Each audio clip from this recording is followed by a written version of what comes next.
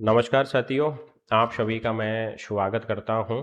देखिए, आज की जो हमारी क्लास है वो बहुत ही ज़्यादा इम्पोर्टेंट है। आज की क्लास में हम मिस्टर पेरेटो के बारे में चर्चा करेंगे। साथियों, अभी 18 दिसंबर 2025 को आरपीएससी असिस्टेंट प्रोफेसर का पेपर हुआ था और उस पेपर में पेरेटो से संबंधित एक प्रश्न पूछा था। प्रश्न ये था कि मिस्टर पेरेटो है ना, जिसने अवशिष्ट चालकों को 6 भागों में वर्गीकृत किया है। 4 ऑप्शन दे रखे थे कि जो उनके 6 प्रकार है ना, उनमें से कौन सा प्रकार नहीं है। याद रखना, इसके लिए मैंने एक ट्रिक बना रखी है। जो ऑनलाइन क्लासेस दी थी उसमें भी मैंने यही ट्रिक का हवाला दिया था। अगर ट्रिक को अच्छे से जाना होगा, समझा होगा, तो मुझे पूर्ण विश्वास है कि शिक्षार्थी इस प्रश्न को सही करके आए होंगे। याद रखना, आज की क्लास में अवशिष्ट चालकों को मैं पूरी तरीके से क्लियर कर दूंगा कि एक्चुअल में ये जो अवशिष्ट चालक हैं ये क्या होते हैं। ये जो अवशिष्ट चालक का सिद्धांत है ये इन्होंने क्यों दिया था। किसी भी परीक्षा में प्रश्न पूछा जाए, गलत होने की संभावना बिल्कुल खत्म हो जाएगी। ठीक है, इसीलिए मन लगा के पढ़े।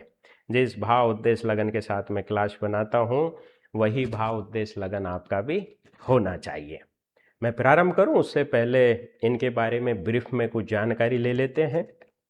याद रखना, ये जो पेरेटो है ना, ये कोई सम्मान के अधिकारी नहीं है। अगर आप इनको सम्मान देते हो तो भी चलेगा और इनका अपमान करते हो ना तो भी चलेगा। पता है क्यों? गरीब व्यक्ति इनको पसंद नहीं थे। इनका एक स्टेटमेंट बहुत ज़्यादा फेमस है कि इतिहास कुलीन तंत्रों का कब्रिस्तान है। मैं लिख देता हूँ। मिस्टर पेरेटो यूं कहता है कि जो इतिहास है ना, वो इतिहास भाई साहब क्या है? कुलीन तंत्रों का कब्रिस्तान। जिसके बाद में मिस्टर पेरेटो है ना, इन्हें बुर्जुआ का कार्ल मार्क्स बोला जाता है। याद रखना, मिस्टर पेरेटो जिन्हें बुर्जुआ का कार्ल मार्क्स बोला जाता है। ध्यान रखना, मिस्टर कार्ल मार्क्स जो 2 वर्गों की बात करते हैं, एक तो वो सर्वहारा की बात करते हैं। सर्वहारा को बोलते हैं मजदूर वर्ग। ठीक है, मजदूर वर्ग मतलब लोअर क्लास। और बुर्जुआ को बोलते हैं हायर क्लास यानी पूंजीपति। ये भाई साहब बुर्जुआ के ही हितैषी थे। हमेशा इनके जेहन में, पेरेटो की बात कर रहा हूँ, हमेशा ये चलता रहता था कि किस तरीके से हम पूंजीपति लोगों को संरक्षण दें। मुसोलिनी के टीचर थे ये। अब आपको पता है कि मुसोलिनी कितना क्रूर शासक था। मैकियावली का सीधा सीधा प्रभाव इनके ऊपर दिखाई देता है, पेरेटो के ऊपर। मॉस्का, जिनकी बहुत फेमस किताब है द रूलिंग क्लास, उनका भी प्रभाव इनके ऊपर दिखाई देता है। चोर चोर मौसेरे भाई। लेकिन बात यह है कि इन्होंने कुछ अलग काम किया। ये जो पेरेटो है ना, वो यूं कहते हैं कि समाज शास्त्र अतार्किक क्रियाओं का अध्ययन है और अतार्किक क्रियाओं का अध्ययन हम तार्किक ढंग से करेंगे। लॉजिको एक्सपेरिमेंटल मेथड्स की बात करते हैं।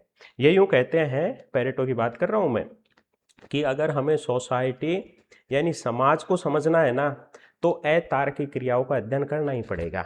परंपराएं अतार्किक क्रिया, संस्कृति अतार्किक क्रिया, भावनाएं अतार्किक क्रिया, मूल्य अतार्किक क्रिया, इनका अध्ययन हमें करना है तार्किक ढंग से।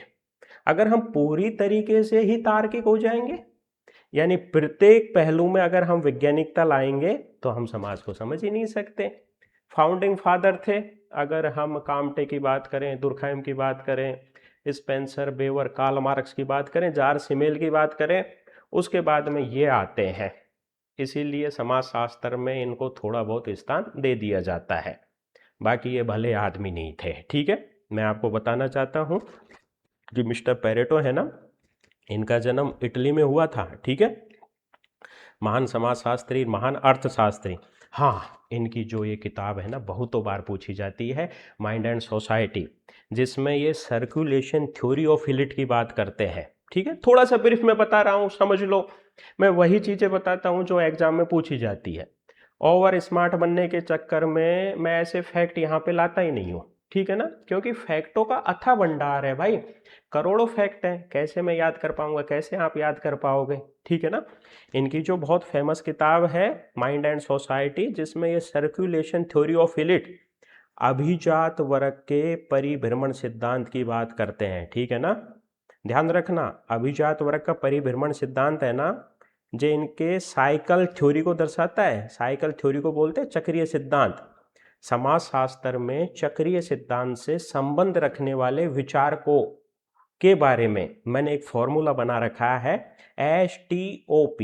ये मेरा खुद का फॉर्मूला है, मैंने किसी की नकल नहीं की है, ठीक है ना। यहाँ पर S का मतलब होता है सोरोकिन, जो सामाजिक परिवर्तन के चक्रीय सिद्धांत से आते हैं। T का मतलब होता है टाइनबी, जो सामाजिक परिवर्तन के चक्रीय सिद्धांत से आते हैं। O का मतलब होता है ओशवाल्ड स्पेगलर, जो भी चक्रीय सिद्धांत से आते हैं। P मतलब पेरेटो, वो भी चक्रीय सिद्धांत से। शोरोकिन की एक बहुत फेमस किताब है सोशियो एंड कल्चरल डायनेमिक, जिसके बाद में टाइनबी की a study of history, Oswald Spengler की the decline of the West, और पेरेटो की किताब है माइंड एंड सोसाइटी। ध्यान रखना, सोरोकिन के सिद्धांत को हम सीमाओं का सिद्धांत कहते हैं, प्रश्न पूछा गया था। शोरोकिन के सिद्धांत को सीमाओं का सिद्धांत कहते हैं। टाइनबी के सिद्धांत को चुनौती एवं प्रत्युत्तर का सिद्धांत कहा जाता है, ठीक है ना। और ओशवाल्ड स्पेगलर के सिद्धांत को ध्रुवों का सिद्धांत कहा जाता है। और पेरेटो का जो सिद्धांत है ना, उसे अभिजात वर्ग का परिभ्रमण सिद्धांत कहा जाता है। पेरेटो 3 वर्ग की बात करते हैं, ध्यान रखना। मिस्टर पेरेटो है जो राजनीति वर्ग की बात करते हैं, जिसके बाद में मिस्टर पेरेटो है वो आदर्श वर्ग की बात करते हैं, वर्ग कह दो या क्षेत्र कह दो, ठीक है ना। जिसके बाद में मिस्टर पेरेटो है ना, वो आर्थिक क्षेत्र की बात करते हैं। राजनीति क्षेत्र में मिस्टर पेरेटो ने शेर और लोमड़ी का एग्जाम्पल दिया है, ठीक है, इन्होंने मैकियावली से लिया था ये। और जिसके बाद में आदर्श क्षेत्र में वो 2 वर्गों की बात करते हैं, एक तो विश्वासी लोग और एक अविश्वासी लोग, ठीक है ना। और आर्थिक क्षेत्र में भी वो 2 वर्गों की बात करते हैं, एक तो निश्चित आय वाले लोग और जिसके बाद में एक सट्टेबाज लोग, ठीक है ना। इन तीनों क्षेत्रों में ये जो 2-2 वर्ग है ना, ये समय के अनुसार बदलते रहते हैं। यानी राजनीतिक क्षेत्र में शेर एक टाइम शासन करता है, लोमड़ी उसको फॉलो करती है, कुछ समय बाद में लोमड़ी है जो शासक बन जाती है, शेर उसको फॉलो करता है। मतलब ये जो साइकिल है ना, ये जो चक्कर है, ये चलता रहता है।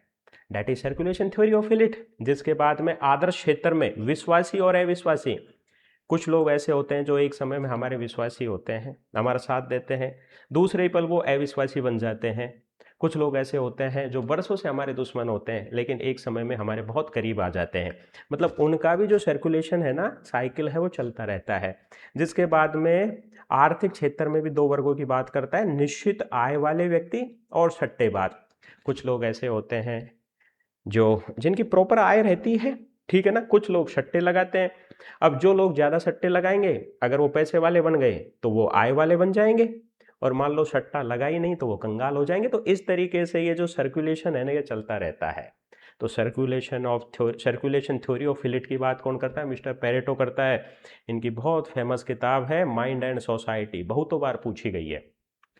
ये माइंड एंड सोसाइटी है ना, ये इनकी ओरिजिनल किताब थी, एक ट्रेटाइज ऑन जनरल सोशोलॉजी, जो 1916 में लिखी थी। इसका अंग्रेजी संस्करण था ये mind and society. Mind and society ही जैसा एक मिलती जुलती दूसरी किताब है जिसका नाम है माइंड सेल्फ एंड सोसाइटी, ठीक है। माइंड सेल्फ एंड सोसाइटी, ये माइंड सेल्फ एंड सोसाइटी है ना, ये भाई साहब मिस्टर मीड की है। और मिस्टर मीड है ना, इस किताब में आई और मी सेल्फ को 2 भागों में वर्गीकृत करते हैं, ठीक है ना। अब आ जाओ मुद्दे पे आ जाओ। ये इटली के रहने वाले थे, ठीक है ना। इन्हें बुर्जुआ का कार्ल मार्क्स बोला जाता है। बुर्जुआ का कार्ल मार्क्स इसलिए बोला जाता है कि ये हमेशा पूंजीपति वर्ग के ही हितैषी रहे हैं। इनके जहन में हमेशा पूंजीपति ही लोग रहते थे। इतिहास कुलीन तंत्रों का कब्रिस्तान है, इसकी भी बात मिस्टर पेरेटो करता है।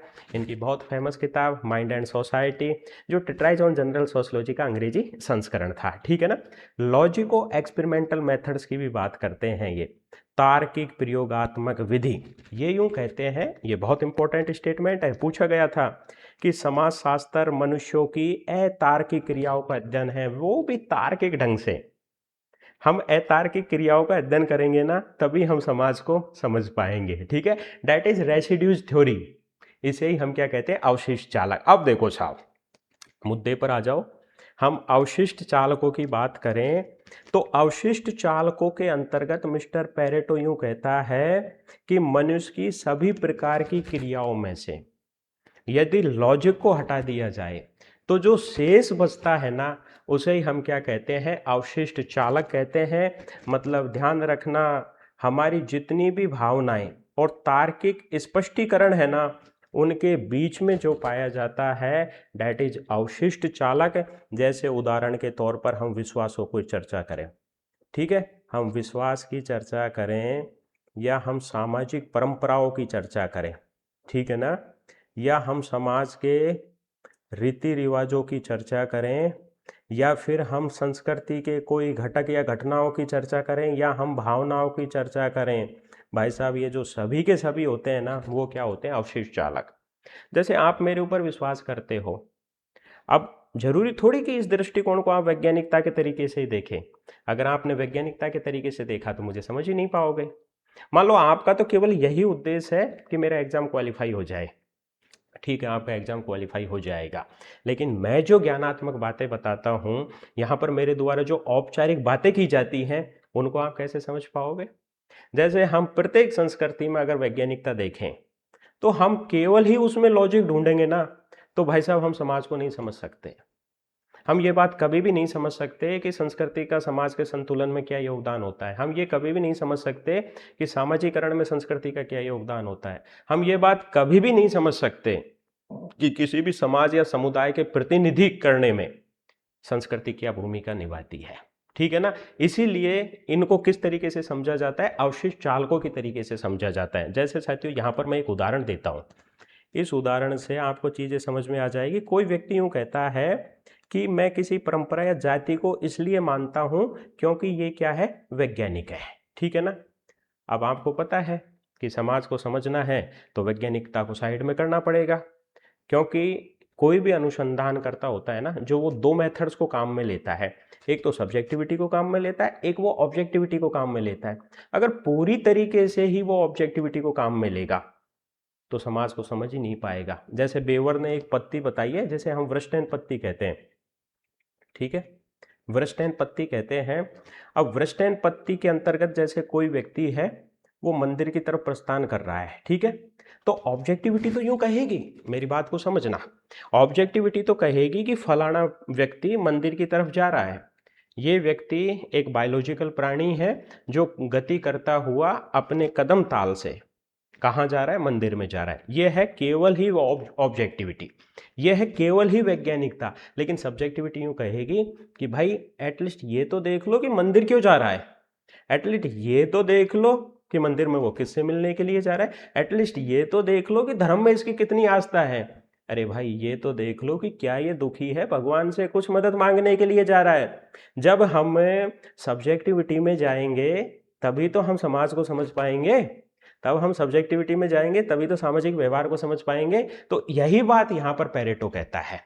पेरेटो यूं कहता है कि मनुष्य की जितनी भी क्रियाएं हैं, अगर उनमें से तार्किकता हटा दी जाए, उनमें से वैज्ञानिकता हटा दी जाए, तो जो बचता है ना, उसे ही हम रेसिड्यूज यानी अवशिष्ट चालक कहते हैं, ठीक है। जैसे फॉर एग्जाम्पल व्यक्ति के मनोभाव, व्यक्ति की फीलिंग। अब भाई हर एक फीलिंग को मैं एक छोटा सा आपको उदाहरण देता हूं कि एक टॉपिक चलता है जिसे हम इथिक्स कहते हैं, ठीक है, इथिक्स को बोलते हैं नैतिकता। ये असिस्टेंट प्रोफेसर इंटरव्यू में मेरे से प्रश्न पूछा गया था कि लॉ और इथिक्स में, आरपीएससी में पूछा था कि लॉ और इथिक्स में क्या डिफरेंट होता है, ठीक है ना। ध्यान रखना, लॉ है ना जो स्थायी होता है, और इथिक्स है ना जो अस्थायी होता है। इथिक्स में नैतिकता छुपी रहती है। जैसे हम आगस्ट काम्टे की चर्चा करें, रिलीजन ऑफ ह्यूमैनिटी, जिसमें वो विज्ञान की भी बात करता है तो जिसमें वो धर्म की भी बात करता है। सबसे पहले आगस्ट काम्टे है ना, वो प्रत्यक्षवादी विचारधारा पर बिल्कुल अडिग था। उसने कहा कि समाजशास्त्र को प्राकृतिक विज्ञानों जैसा बनाएंगे, लेकिन धीरे धीरे उसे महसूस होने लगा कि मैं पूरी तरीके से ही वैज्ञानिक हो जाऊंगा, पूरी तरीके से ही मैं समाजशास्त्र को विज्ञान बना दूंगा, तो मैं समाज को कब समझूंगा। इसीलिए लास्ट में आते आते मिस्टर काम्टे है ना, रिलीजन ऑफ ह्यूमैनिटी, मानवता के धर्म की बात करता है, जिसमें वो इथिक्स को भी शामिल करता है, जिसमें वो विज्ञान को भी शामिल करता है, जिसमें वो धर्म को भी शामिल करता है। ठीक है ना। यही बात मिस्टर पेरेटो कहता है कि नैतिकता भी देखो, कोई व्यक्ति ने अपराध किया है ना, तो अपराध उसने किस सिचुएशन में किया है? क्या उसने स्वयं के डिफेंस करने के लिए अपराध किया है? क्या उसके सामने कोई अत्याचार हो रहा था इसलिए अपराध किया है? क्या उसके परिवार पे कोई संकट आया, क्या अपराध हो रहा है? भाई वैज्ञानिकता ही हर समय कारगर साबित नहीं हो सकती।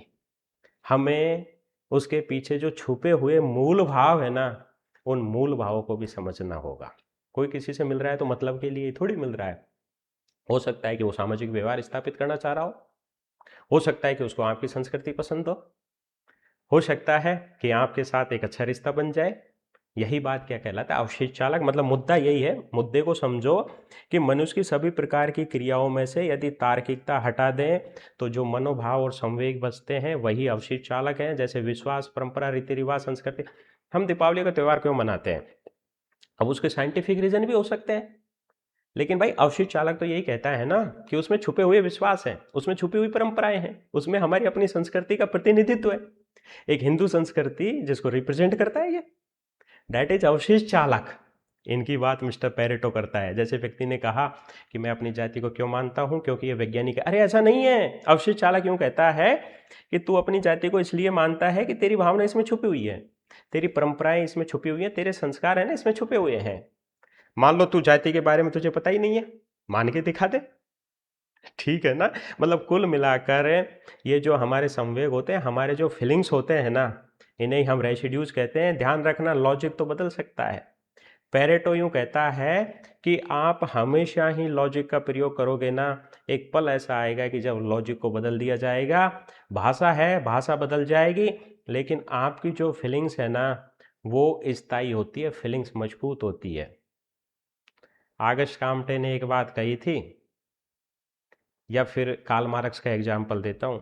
कार्ल मार्क्स ने एक बात कही थी कि धर्म है ना जनता के लिए अफीम के समान होता है, क्योंकि धर्म का प्रभाव एक नशे की तरह होता है। डैट इज रेसिड्यूज, इसे कहेंगे अवशेष चालक। बेवर की एक बहुत फेमस किताब है the Protestant ethic spirit of capitalism. दुनिया के 6 महान धर्मों का अध्ययन किया है। वो एक बात कहते हैं कि यूरोप में पूंजीवाद इसलिए आया कि प्रोटेस्टेंट धर्म में वो सारी बातें थी, जबकि भारत में पूंजीवाद इसलिए नहीं आया कि भारत के धर्म में आडंबर और पाखंड बहुत ज्यादा थे। क्योंकि भाई धर्म किससे जुड़ा हुआ है? मनोभाव से। धर्म किससे जुड़ा हुआ है? संवेग से। और धार्मिक जो एक्टिविटीज हैं, धार्मिक आदेश हैं, उनको व्यक्ति बिना सोचे समझे फॉलो करता है। That is residues. मतलब ये जो भावनाएं, प्रवृत्तियां है ना, ये एक तरीके से सस्टेबल होती है, एक तरीके से स्थायी होती है। ठीक है ना, आ गया समझ में? अब 6 प्रकार बताए हैं इसके। अब देखो साहब, मैंने एक फॉर्मूला बना रखा है। मेरी एक सहपाठी थी जो अभी टीचर है, ठीक है ना, चित्रा पांडे, है ना, समझना इसको। मेरी एक सहपाठी थी जो अभी टीचर है, उनका नाम है चित्रा पांडे। तो मैंने एक ट्रिक बना रखा है, MISS, मिस CP, है ना, और CP का मतलब होता है यहाँ पर चित्रा पांडे है। ठीक है ना भाई। जो शादीशुदा महिला होती है उनके लिए मिसेज का प्रयोग किया जाता है, और जो अविवाहित होती हैं उनके लिए मिस का प्रयोग किया जाता है। Am right? ठीक है ना। मतलब मेरी तो समझ इतनी है, मुझे ऐसा लगता है कि अविवाहित महिलाओं के लिए मिस का प्रयोग किया जाता है। तो मेरी एक दोस्त थी चित्रा पांडे, दोस्त कह दो या सहपाठी कह दो, ठीक है ना। अब मैंने उसी के आधार पर ये ट्रिक बना रखी है। जैसे यहाँ पर मैं लिख देता हूँ मिस CP, ठीक है, MISS, मिस CP। तो यहाँ पर M का मतलब होता है मैनिफेस्टेशन। ठीक है, ये देखो, पहले M का मतलब हो गया मैनिफेस्टेशन, फिर जिसके बाद में I का मतलब होता है इंटीग्रिटी ऑफ पर्सनालिटी, ठीक है ना, फिर जिसके बाद में S का मतलब होता है सोशियबिलिटी, फिर S का मतलब होता है सेक्स, फिर C का मतलब होता है कॉम्बिनेशन, और P का मतलब होता है परसिस्टेंस। यानी इस तरीके से मिस्टर पेरेटो है ना, वो अवशिष्ट चालकों को 6 भागों में बांटते हैं। और मैं आपको विश्वास दिलाता हूं कि अगर ये ट्रिक आपके याद रह गई ना, मिस CP, दुनिया की कोई ताकत नहीं है जो आपके प्रश्न को गलत कर दे। एम का मतलब होता है मैनिफेस्टेशन, मतलब ये हमारे आंतरिक भावनाओं को प्रकट करने का माध्यम होता है। हमारे अंदर की जो फीलिंग्स होती है ना, हमारे जो एक्सप्रेशन है, हम उनको व्यक्त करते हैं, ये भी अवशिष्ट चालक में ही आता है। ठीक है। आई का मतलब होता है इंटीग्रिटी ऑफ पर्सनैलिटी, क्या सही है क्या गलत है, क्या उचित है क्या अनुचित है। इसके लिए जो हमारी फीलिंग्स होती है, किसी पर्सनैलिटी को हम जज करते हैं, किसी के बारे में हम जो दृष्टिकोण बनाते हैं ना, उसे हम इंटीग्रिटी ऑफ पर्सनैलिटी कहते हैं। ठीक है। फिर अगले एस का मतलब होता है सोशियबिलिटी। सोशियबिलिटी का मतलब होता है सामाजिकरण की प्रक्रिया, जिसमें रीति रिवाज परंपरा इत्यादि आ जाती हैं। फिर एस का मतलब होता है सेक्स, काम वासनाओं से जुड़े हुए जितने भी तत्व। अब ये सारे अवशिष्ट चालक ही हैं। ऐसे अवशिष्ट चालक जो काम वासना से जुड़े हुए हैं वो सेक्स में आ जाएंगे। ऐसे अवशिष्ट चालक यानी ऐसे संवेग, ऐसी मनोवृत्तियां जो सोशियबिलिटी से जुड़ी हुई है वो यहां पर सामाजिकता में आ जाएंगे। और ध्यान रखना, हमारी जो फीलिंग्स उनको हम व्यक्त करते हैं तो वो किस में आ जाएगा, मैनिफेस्टेशन में आ जाएगा। फिर सी का मतलब होता है कॉम्बिनेशन। यहाँ पर जो सी का मतलब होता है कॉम्बिनेशन, जो स्थायित्व की बात करता है, दो समान विरोधी तत्वों को जोड़ना या दो समान तत्वों को जोड़ना। ठीक है ना। यह तार्किक नहीं बल्कि मानसिक दशा और पूर्व धारणा पर आधारित होती है। ठीक है ना। अब दो विरोधी तत्व जुड़ रहे हैं ना, तो वैज्ञानिकता ही उन्हें नहीं जोड़ ली। हो सकता है कि उनके अंदर के संवेग निकल के आते हो कि दुश्मनी बहुत हुई, अब हमें अपनी दुश्मनी दोस्ती में बदल देनी चाहिए। ठीक है ना। और यहां पर पी, पी का मतलब होता है प्रीसिस्टेंस, यानी दृढ़ और स्थायी मानसिक धारणाएं जिन्हें झुठलाया नहीं जा सकता। मतलब ये हमारे वैचारिक मजबूती को दर्शाती है। तो इस तरीके से यहाँ पर अवशिष्ट चालकों को 6 भागों में वर्गीकृत किया है। ये मैंने फॉर्मूला बना रखा है। मिस सीपी, सीपी का मतलब होता है चित्रा पांडे, आप अपने हिसाब से कुछ भी लिख सकते हो। ठीक है ना। अब ये प्रश्न पूछा गया था कि जो 6 प्रकार हैं, 6 प्रकार में से कौन सा नहीं है। देखो, इंस्टिंक्ट ऑफ कॉम्बिनेशन, तो कॉम्बिनेशन की बात करता है। सी कॉम्बिनेशन कहाँ है, ये रहा। ठीक है, ये तो था। तो इसकी बात है ना जो पेरेटो करता है ना। आप ये जो लास्ट का वर्ड है ना, इसको आप पकड़ लो। ठीक है। तो कॉम्बिनेशन की बात भी मिस्टर पेरेटो करता है। जिसके बाद में प्रिसिस्टेंस, देखो ये दूसरा वर्ड है प्रिसिस्टेंस, इसको भी आप पकड़ लो। तो प्रिसिस्टेंस कहाँ पर आ गया, ये रहा। तो इसकी भी बात है ना मिस्टर पेरेटो करता है। जिसके बाद में तीसरा है need of expressing sentiments by external act. हमारे संवेगों को हम प्रकट कर रहे हैं, कहाँ पे प्रकट कर रहे हैं, मैनिफेस्टेशन में कर रहे हैं। ये रहा आंतरिक भावनाओं को बाहरी क्रियाओं के माध्यम से प्रकट करना, तो इसकी बात भी करता है मिस्टर पेरेटो। अब देखो साफ, जिसके बाद में नीड ऑफ, हाँ ये तो हो गया ना। अब एक्सक्लूजन यानी बहिष्करण की बात नहीं करता है, कहीं भी बहिष्करण नहीं है। इसीलिए इसमें जो राइट आंसर है ना, वो राइट आंसर क्या हो जाएगा, 2 हो जाएगा। मुझे भी इनको याद करने में दिक्कत आती थी, लेकिन ट्रिक बना बना के मैंने इनको आसान कर दिया। तो ध्यान रखना, 6 इन्होंने अवशिष्ट चालक बताए हैं। सी यानी कॉम्बिनेशन, पी यानी प्रिसिस्टेंस, एम यानी मैनिफेस्टेशन, एस जिसे हम सोशियबिलिटी कहते हैं, व्यक्तित्व संगठन इंटीग्रिटी और पर्सनालिटी, और जिसके बाद में यौन यानी सेक्स। ये क्या है, व्यक्ति के अवशिष्ट चालक हैं जिसमें काम वासना से जुड़े हुए संवेग या भाव छुपे रहते हैं, वो सेक्स में आ जाएगा। पर्सनैलिटी से भाव जुड़े हुए वो व्यक्तित्व में आ जाएगा। समाज से जुड़े हुए सोशियबिलिटी में। अंदर के भावों को व्यक्त कर रहे हैं वो मैनिफेस्टेशन में। जो हमारी स्थायी धारणाएं होती हैं, बहुत जल्दी हमारे विश्वास को कोई बदल नहीं सकता, जैसे भगत और अंधभगत, ये प्रिसिस्टेंस में ही आएंगे। किसी धर्म के प्रति आगाढ़ श्रद्धा भाव रखना, प्रिसिस्टेंट। आपस में कॉम्बिनेशन, विरोधी तत्व हो सकते हैं, समान तत्व हो सकते हैं। ठीक है ना, वो कॉम्बिनेशन में आ जाएंगे। ये लो साहब, आपकी जो क्लास है वो कंप्लीट हो जाती है। अगर आप हमारी ऑनलाइन क्लास ज्वाइन करना चाहते हैं, नेट जीआरएफ की क्लास, ठीक है ना, जिसके बाद में Madhya Pradesh assistant professor, UP GDC assistant professor, जिसके बाद में UP GIC, UP PGT, BPSC, ठीक है ना, और उत्तराखंड पीजीटी, तो ये नंबर दिखाई दे रहे हैं, यहाँ पर आप कॉल करके जानकारी ले सकते हो। मिस्टर प्रमोद कुमार जो समाजशास्त्र से NET JRF है आपसे बात करेगा। साथ ही गूगल प्ले स्टोर पर हमारा मोबाइल एप्लीकेशन है विवेक की क्लास के नाम से, 4.9 रेटिंग के साथ जब मैं वीडियो बना रहा हूँ भारतवर्ष में पहले नंबर पर है, 5 में से 4.9 रेटिंग। हजारों संतुष्ट शिक्षार्थियों के विश्वास पर कायम। पिछले 18 वर्ष से इस विषय को पढ़ रहा हूँ, 8 वर्ष से इसको पढ़ा रहा हूँ। मैंने इस विषय को जाना है, मैंने जिया है इस विषय को। मैं कहता हूँ कि समाजशास्त्र मेरे ब्लड में है। 1984 में मेरे पिताजी समाजशास्त्र से मास्टर्स थे। मैं इसको रटता नहीं, समाजशास्त्र रटने की विषय वस्तु ही नहीं है। समझो इसको, समझोगे तो ये चीज़ें हैं ना जो आसान हो जाएगी, रटी हुई चीज़ आप भूल जाओगे। ये तो कंसेप्ट बेस ही तो है। अब ये प्रश्न पूछा गया असिस्टेंट प्रोफेसर में, ये प्रश्न पूछा गया था। अब देखो साहब, ये जिसका भी पेपर है ना, इसने क्या किया है कि इसमें राइट आंसर ये माना है, शायद ये निशान लग रहा है तो ये माना है राइट आंसर, ठीक है ना।